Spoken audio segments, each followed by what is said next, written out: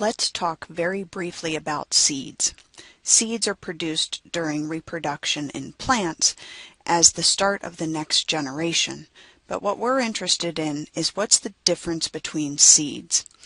Seeds come in two forms from flowering plants, one from our dicot and one from our monocot.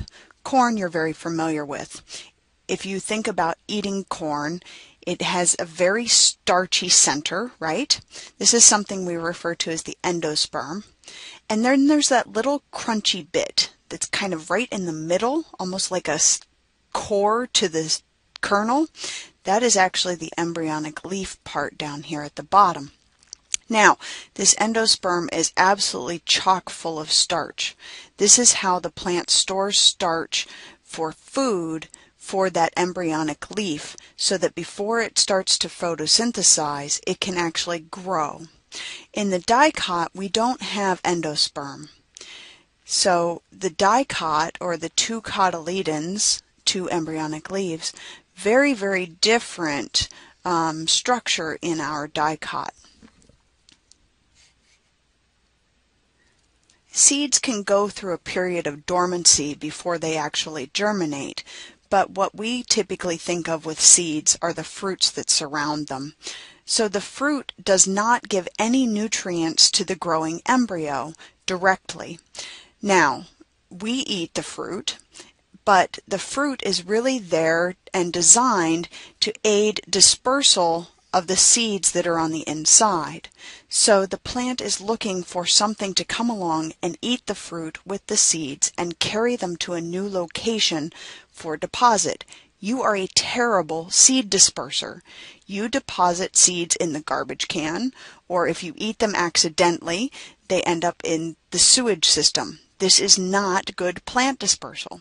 But for animals in the wild, they are very, very good sources of seed dispersal. They will eat the fruit with the seeds and deposit them in a fabulous pile of manure.